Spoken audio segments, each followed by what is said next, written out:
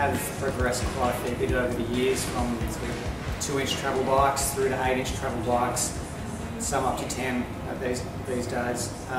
So yeah, it's the type of thing you can do with all your mates. Yeah, it's a good fun sport. You can do it competitively if you want to, or you can just do it knocking around and having fun. I mean, downhill specific bikes, as I said, you can use maybe starting with a 6-inch travel bike. When I mean that, I mean, most of the bikes for downhilling are dual suspension. 6 inches of travel, so you can see through the back of the bike, and maybe 6 up front. A lot of the guys that are competing at a high level will maybe use 8 inches to 10 inches of travel bikes, which make it a lot easier, especially when you're riding over a lot of rough terrain, which is what downhill is all about. For beginners, I started out on a hardtail mountain bike. Hardtail meaning no suspension on the back, but just the front suspension. So yeah, that's a good starting point, and basically with a hardtail you can hone your skills as well, so it makes it a lot easier when you do make that transition over to a dual suspension bike. Yeah, you're ready to ride. So as far as components go, what you see here, this is our Glory Zero 2012 model. Basically what you see here is a front suspension fork, which is made by RockShox, one of the leading suspension companies in the world. That comes in at 8 inches of travel here. Has a lot of different adjustments on there for top end racing and top end speed. Also gets you hydraulic disc brakes, which are made by Avid, RockShox's sister company, brother company. So yeah, they're front and rear as well. Then you have also the back here, you have your rear shock. So partnered with the RockShox suspension fork up front, you have your 8-inch travel vivid rear shock as well, with your adjustments as well. Then you have your running gear here, what we call, which is basically your true native crankset, and just also a chain guide as well, which basically with downhilling, because you're over a lot of rough terrain, you get a lot of chain stuff.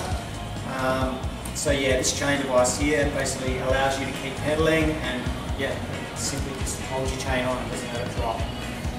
Then you have your rear derailleur at the back here, which is the top of the range SRAM XO rear derailleur, which obviously is controlling all your gears through the back here, which is operated up front through your trigger, right hand trigger. So yeah, I think that kind of pretty well covers it. I mean, you've got obviously your wheel set. There's a lot of different wheel sets that you can use. There's DT Swiss, which are one of the top 8 brands in the world as far as wheel sets go.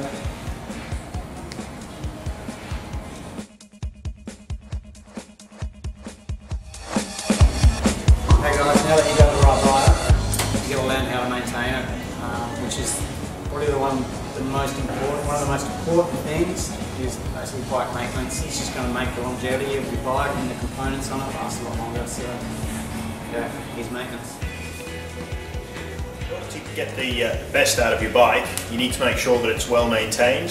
There are a few critical areas that you should check over virtually every ride just to make sure that you're going to be getting the best out of your bike. Probably the most important screws and bolts to check would be your pivot bolts here.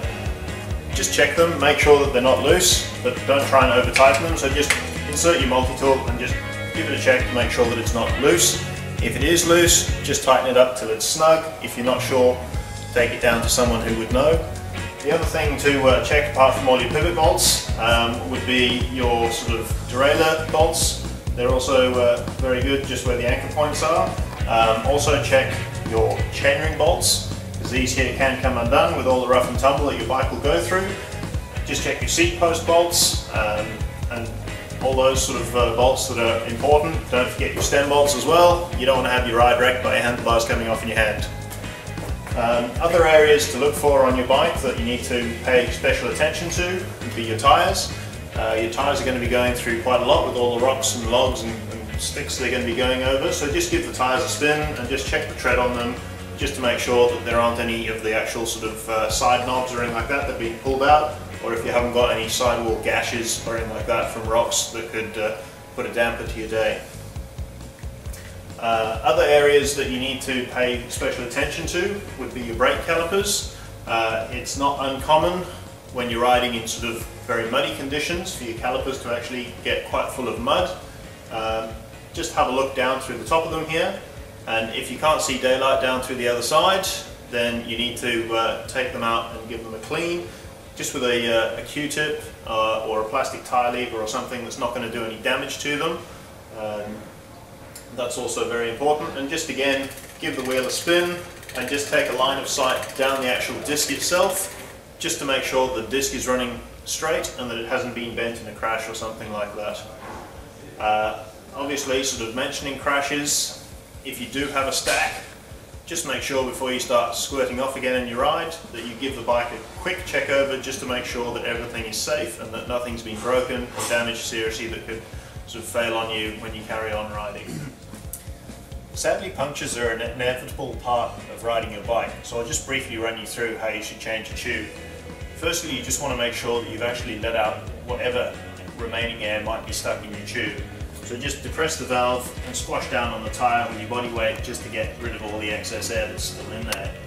Next, rotate the tyre so that you're working opposite the valve. You want to take a tyre lever, and for downhill bikes you need a fairly stiff one. Insert it so that you can get it underneath the bead of the tyre. Can be a little bit tricky. Pull that out and put some tension on it, and then just work your fingers around here just to make sure that you've actually got the bead off the actual rim itself. And then using your thumb, can slip sometimes, or twice.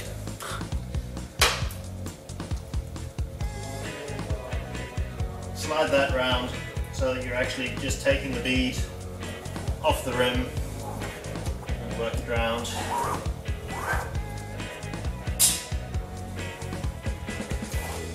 Take out your tube,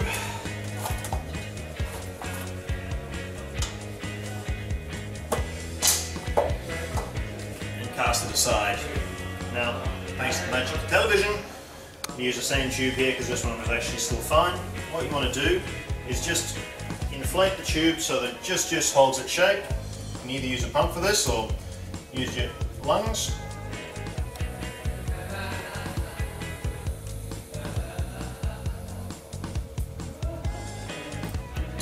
Just want it so that your tube just barely holds its shape. That way then it'll help you insert the tube properly into the tyre. Start by locating the valve into the valve hole, and then start to stuff the tube into the tyre all the way around.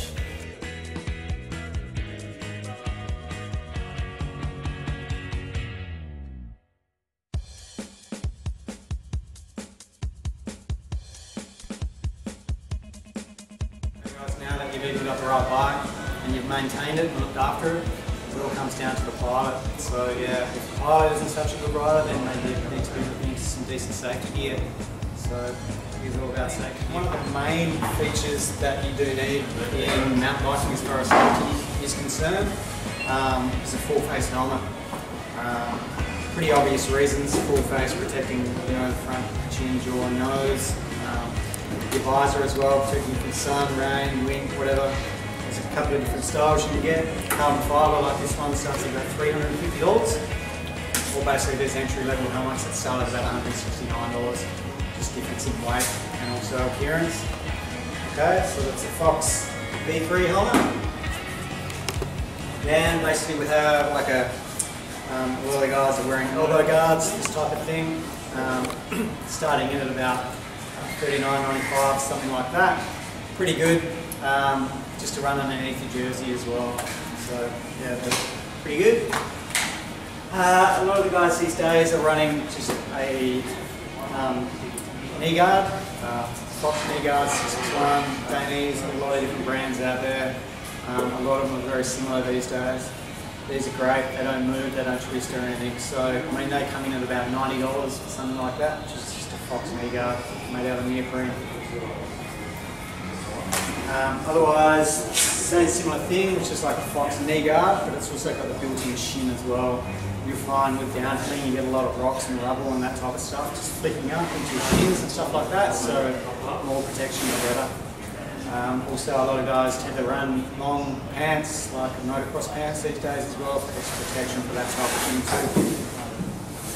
The main thing which has really taken off over the last couple of years is neck braces as well, which has come from a motocross background. A lot of the guys in motocross are wearing these, basically designed to protect you from breaking your neck. So, I mean, look, one of these, starts at about sort of $350 to $400, but hey, it's a pretty good price to pay for it's going to stop you from ending up in a wheelchair. So, perfect. There's a couple of different brands, so Yates do these, Outline Star, but yeah, there's plenty of different options out there at the moment.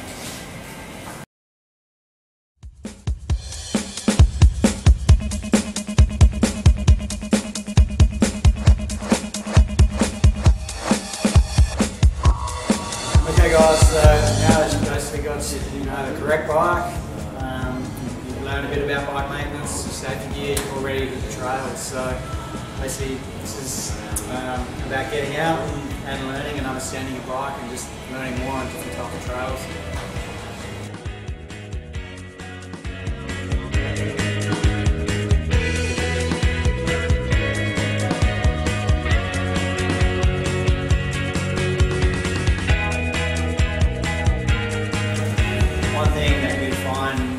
On a mountain bike trail is a lot of turns, but basically a built-up turn is called a berm. Different ways you can enter a berm. A lot of guys tend to basically enter a berm and apex pretty much and try to carry speed on the exit. A lot of people do make a mistake with berms coming too hot and not exiting fast enough. So yeah, berms are really about, it depends on the type of berm. Yeah, how hot you go into it.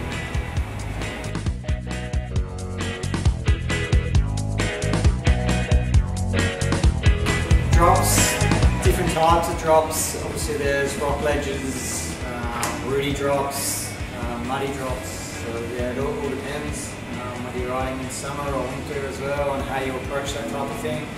Look, I mean, drops, really you come in, the faster you come in, the easier it is.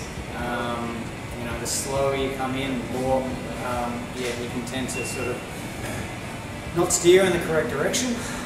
Best way is to come into a drop and just basically pinpoint and look further ahead as to where you want to land and just get your body weight back so your front end doesn't drop.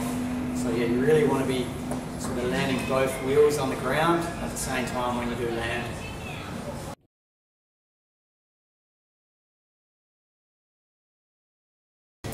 Straight jumps. Straight jumps depends on the size of the jump as well and the landing as to how fast and how hard you want to hit it. Straight jumps, pretty much I try to hit sort of flat out. It's probably the easiest way to do it. Once again, similar technique to drops is basically getting your body weight back and trying to land two wheels at the same time when you're landing. Hips, yeah, it all depends. Some people like to hip right, some people like to hip left. I had trouble hipping right. Left hips, like at Eagle for instance, are quite easy. Yeah, so I mean, hips are basically a jump where you're coming in and you're turning and jumping. So if you're coming and turning and jumping left, yeah, basically you're in the air turning left or you're in the air turning right.